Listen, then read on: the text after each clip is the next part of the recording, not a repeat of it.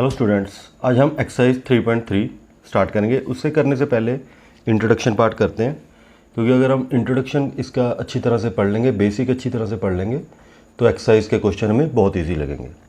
तो सबसे पहले हमारे पास है ट्रांसपोज ऑफ अ मैट्रिक्स।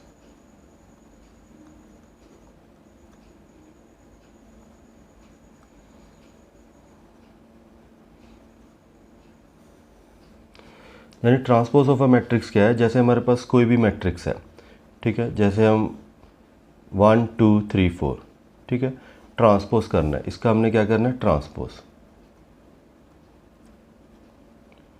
तो ट्रांसपोज क्या होता है हमारे पास? यानी ट्रांसपोज को ए के डैश के साथ भी नोटेशन कर सकते हैं और ए के स्मॉल टी के साथ भी। तो इसका मतलब क्या है? रो को इंटरचेंज करना है। जो रो है वो कॉलम हो जाएंगे और जो कॉलम है वो रो हो जाएंगे। जैसे 1 2 3 4 है, तो पहली रो क्या है? 1 2, तो ये कॉलम में कन्वर्ट हो जाएगी। दूसरी रो क्या है? 3 4, तो ये क्या हो जाएगा? कॉलम हो जाएगा। तो इसे बोलते हैं ट्रांसपोज ऑफ अ मैट्रिक्स, ठीक है। तो interchange of row and column. Transpose of a matrix क्या होता है? Interchange of rows and columns, ठीक है। जैसे कोई मैट्रिक्स है, एक और मैट्रिक्स ले लेते हैं 1 2 3 4 5 6। अब हमने इसका ट्रांसपोज करना है, ठीक है। तो इसका हमारे पास ट्रांसपोज क्या होगा? जैसे ये कॉलम है हमारे पास, रो है 1 2 3, तो ये कॉलम में कन्वर्ट हो जाएगा। दूसरी रो क्या है? 4 5 6, ये भी कॉलम में कन्वर्ट हो जाएगा। तो ये हमारे पास क्या है? 2/3। ये क्या है हमारे पास? 3/2। यानी रो कॉलम में कन्वर्ट हो जाएंगे और कॉलम हमारे पास क्या हो जाएंगे? रो में convert. This is called the transpose of a matrix. अब हमने ट्रांसपोज तो देख लिया, अब कुछ इसकी प्रॉपर्टीज़ हैं जो हमें याद होनी चाहिए।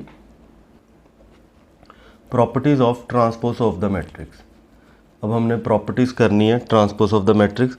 तो हमारे पास पहली प्रॉपर्टी क्या है? मतलब अगर हम किसी मैट्रिक्स का 2 बार ट्रांसपोज करते हैं, वो ओरिजिनल मैट्रिक्स में वापस आ जाती है। तो प्रूफ करके देखते हैं। जैसे हमारे पास सेलेक्ट कर लेते हैं कोई मैट्रिक्स है 1 2 3 4, ठीक है। अब हमने इसका पहली बार ट्रांसपोज किया, फर्स्ट टाइम ट्रांसपोज किया, तो हमारे पास क्या आ गया? जो फर्स्ट रो है वो कॉलम में कन्वर्ट हो जाएगी, सेकेंड रो भी क्या हो जाएगी? कॉलम में। अब हमने इसका फिर दोबारा ट्रांसपोज करना है, ट्रांसपोज का ट्रांसपोज। अब हमने जब दोबारा इसका ट्रांसपोज किया, जो फर्स्ट रो है वो कॉलम में कन्वर्ट हो जाएगा, जो सेकंड रो है वो भी कॉलम में कन्वर्ट हो जाएगा। अब देखो, जहाँ से मैट्रिक्स स्टार्ट हुई सी वहीं पहुँच गए हम, यानी उसका 2 बार ट्रांसपोज करके हम ए के इक्वली पहुँच गए। तो इसके क्या प्रूफ होता है? अगर हम किसी मैट्रिक्स का 2 बार ट्रांसपोज करते हैं, वो वही ओरिजिनल मैट्रिक्स में वापस आ जाती है। तो इसकी सेकेंड प्रॉपर्टी है, ये थी इसकी हमारे पास फर्स्ट प्रॉपर्टी। सेकेंड प्रॉपर्टी है हमारे पास के ए डैश और के, मतलब अगर हम किसी मैट्रिक्स को, के कोई भी कांस्टेंट है, अगर हम किसी भी मैट्रिक्स को कांस्टेंट के साथ मल्टीप्लाई करते हैं और उसका ट्रांसपोज करते हैं, पहले मल्टीप्लाई बाद में ट्रांसपोज, जहाँ पहले ट्रांसपोज बाद में मल्टीप्लाई, वो दोनों क्या आएंगे? इक्वल आएंगे, ठीक है। जैसे प्रूफ करके देखते हैं। जैसे हमारे पास कोई मैट्रिक्स है 1 2 3 4, तो पहले तो हम उसे के साथ मल्टीप्लाई कर देते हैं। तो जब के साथ मल्टीप्लाई करेंगे, के 2 के 3 के 4 के, ये आ गया। अब हमने इसका क्या करना है? ट्रांसपोज। तो ट्रांसपोज करेंगे के 3 के 2 के 4 के, ये वैल्यू आ गई, क्योंकि देखो फर्स्ट रो फर्स्ट कॉलम में, सेकंड रो सेकंड कॉलम। अब राइट हैंड साइड हमारे पास क्या है? के ए डैश। तो ए मैट्रिक्स ये है, तो इसका ए डैश क्या होगा? 1 3 2 4। अब इसको हम के साथ मल्टीप्लाई करेंगे, तो के 3 के 2 के 4 के, देखो दोनों इक्वल आ रहे हैं ना। यानी चाहे आप पहले कांस्टेंट के साथ मल्टीप्लाई कर दो, चाहे ट्रांसपोज करके बाद में, ये दोनों ऑलवेज क्या होंगे? इक्वल होंगे। चलते हैं थर्ड प्रॉपर्टी। थर्ड प्रॉपर्टी है हमारे पास ए प्लस बी का ट्रांसपोज किसके इक्वल होता है? A transpose plus B transpose. तो इसे भी प्रूफ करते हैं। लेट कर लेते हैं ए मैट्रिक्स 1 2 3 4 और बी कोई भी लेट कर लो 2 3 1 4, कुछ भी लेट कर लिया, ठीक है। पहले तो इन दोनों को ऐड कर लेते हैं। 1 + 2 3, 2 + 3 5, 3 + 1 4, 4 + 4 8। अब इन दोनों का ट्रांसपोज 3 4 5 8। ठीक है, अब क्या करते हैं, ये तो हमारे पास लेफ्ट हैंड साइड है। अब राइट हैंड साइड में क्या है, पहले ए का ट्रांसपोज फिर बी का, दोनों को ऐड करते हैं। ए का ट्रांसपोज 1 3 2 4 प्लस बी का ट्रांसपोज 2 1 3 4। अब इन दोनों को ऐड करते हैं। 1 + 2 3, 3 + 1 4, 3 + 2 5, 4 + 4 8। देखो दोनों इक्वल आ गए, मतलब ए प्लस बी का ट्रांसपोज किसके इक्वल होता है, A transpose plus B transpose. तो चलते हैं इसकी फोर्थ प्रॉपर्टी पर। तो फोर्थ प्रॉपर्टी है हमारे पास ए बी का transpose equal to B transpose A. ये हमने 3.2 एक्सरसाइज में भी क्वेश्चन सॉल्व किए थे। ए बी का यानी ए बी की मल्टीप्लाई किसके इक्वल होती है, बी इंटू ए के। तो अब इसको प्रूव करके देखते हैं। कोई भी ए और बी मैट्रिक्स ले लो, 1 2 3 4, और बी मैट्रिक्स कोई भी ले लेते हैं 2 1 3 4। ठीक है, ऐसे कोई भी मैट्रिक्स उठा लो। अब पहले तो इन दोनों की मल्टीप्लाई करते हैं।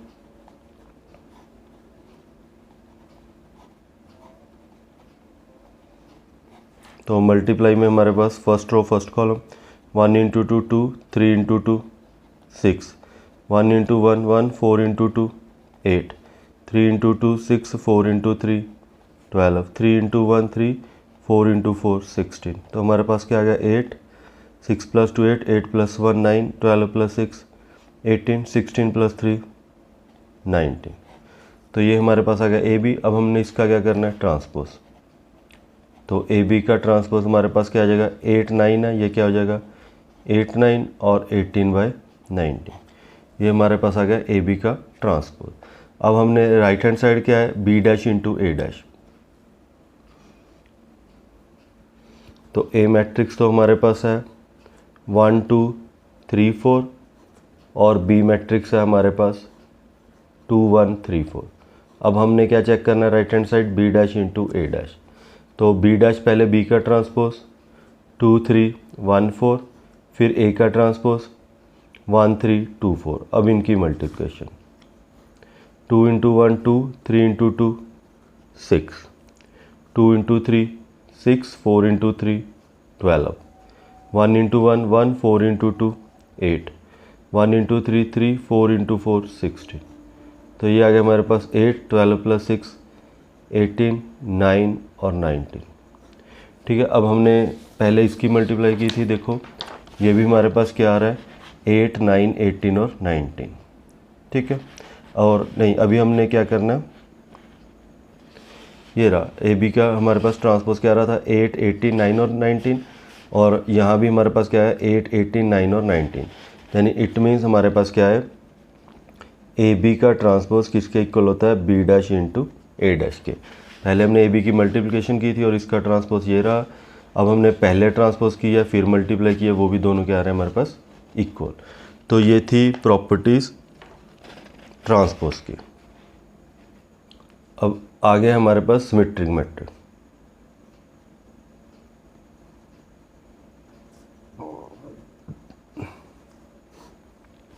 सिमेट्रिक मैट्रिक क्या होती है, अगर हम किसी का ट्रांसपोज करें और उसमें कोई भी चेंज ना आए तो उसे हम क्या बोलते हैं, सिमेट्रिक मैट्रिक। यानी अगर ए ट्रांसपोज इक्वल टू ए आ जाए तो वो हमारे पास क्या होती है, सिमेट्रिक। जैसे हम कोई भी एक मैट्रिक्स लेते हैं 1 2 2 3। अब हम इसका ट्रांसपोज करके देखते हैं। तो जो फर्स्ट रो है वो कॉलम में कन्वर्ट हो जाएगी, जो सेकंड रो है वो भी। देखो कोई फ़र्क तो नहीं आया, कोई डिफरेंस नहीं हुआ। जैसे एक और एग्जांपल लेते हैं, कोई मैट्रिक्स है 3/3 की।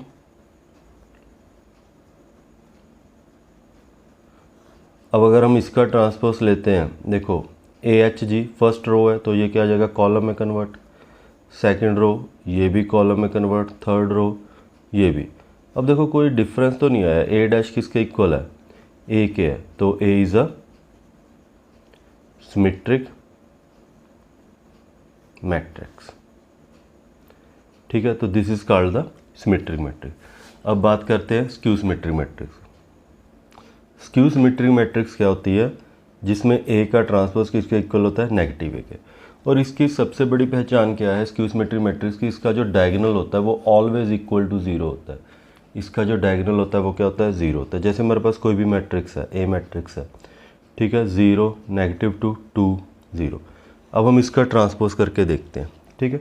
अगर हम इसका ट्रांसपोज करते हैं तो ये जो फर्स्ट रो है ये कॉलम में कन्वर्ट हो जाएगी और सेकंड रो है ये भी। अब देखो दोनों इक्वल तो नहीं है, क्योंकि इसमें नेगेटिव यहाँ आ रहा है, इसमें जा रहा है। तो अगर हम इसमें से नेगेटिव कॉमन निकाल लेते हैं तो ये 0 का तो साइन चेंज नहीं होगा, 2 नेगेटिव 2 पॉजिटिव 0। अब देखो ए डैश किसके इक्वल आ गया, नेगेटिव ए के।